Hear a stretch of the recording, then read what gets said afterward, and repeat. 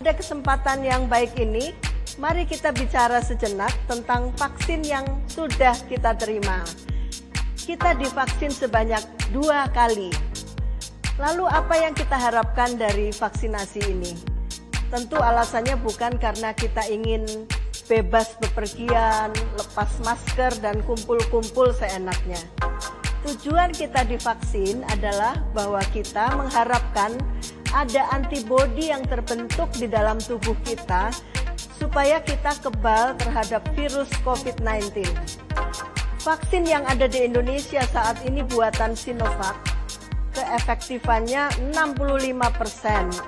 Artinya dari 100 orang yang divaksin, ada 65 orang yang akan terbentuk antibodinya, sedangkan yang 35 orang lainnya tidak. Tapi tidak masalah, karena apabila 65 orang tidak tertular dan menularkan, diharapkan yang 35 orang sisanya terbawa aman. Mengapa ada antibodi yang tidak terbentuk? Itu karena ada yang namanya respon vaksin. Jadi setelah vaksinasi tidak serta-merta terbentuk antibodi, ada prosesnya. Bila proses respon vaksin cepat, maka antibodi terbentuk dengan cepat. Demikian sebaliknya, bila proses respon vaksin lambat, maka antibodi pun terbentuknya lambat. Respon vaksin tidak sama antara satu orang dengan yang lainnya. Apa itu respon vaksin? Setelah disuntikkan di dalam tubuh kita, vaksin dianggap sebagai benda asing oleh tubuh kita. Lalu vaksin dimakan oleh sel darah putih, ditelan dan dihancurkan oleh sel darah putih yang ukurannya besar-besar, yang saat itu sedang patroli di dalam darah kita. Lalu dikirimlah sinyal kepada jenis sel darah putih lain yang secara khusus bertugas membangkitkan antibodi di dalam tubuh kita. Nah, oleh karena itu, supaya terbentuk antibodi yang cukup tinggi, dibutuhkan kondisi sel darah putih yang militan. Makanya pada orang tua atau lansia, seringkali respon vaksinnya kurang baik. Antibodinya lama baru terbentuk, atau bahkan tidak terbentuk sama sekali, oleh karena sel darah putih sudah tidak sebaik pada waktu muda.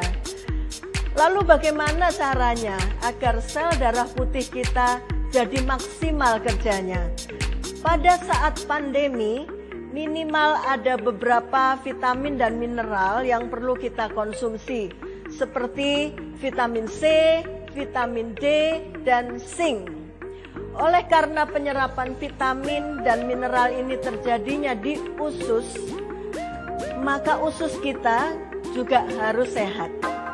Perbanyak makanan berserat ditambah bawang putih dan bawang merah. Jangan terlalu banyak konsumsi gula dan karbo seperti pasta, roti, atau mie. Karena makanan ini mengurangi bakteri baik di dalam usus kita. Untuk lansia, kadangkala perlu dibantu dengan mengkonsumsi bakteri baik atau yang disebut probiotik seperti yogurt, tempe, dan tauco. Lansia juga perlu dijaga kesehatan giginya agar dapat mengunyah makanan dengan baik supaya penyerapan nutrisi di usus dapat efektif dan efisien. Setelah vaksinasi dan terbentuk antibodi, kenapa kita juga harus tetap memakai masker, cuci tangan, jaga jarak, tidak bergerombol, dan sebagainya? Iya, karena virus tidak peduli apakah kita punya sertifikat vaksin atau tidak. Dia tetap bisa dengan leluasa masuk ke dalam tubuh kita. Tes swab PCR kita kemungkinan masih bisa positif, walaupun sudah tidak menularkan. Perlukah dicek antibodi yang sudah terbentuk dalam tubuh kita ini? Ya, walaupun di Indonesia belum dibuat peraturannya dengan jelas, namun sebaiknya diperiksa.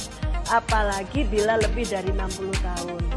Dalam 2 hingga 4 minggu setelah vaksinasi, kadar antibodi dapat diperiksa di laboratorium.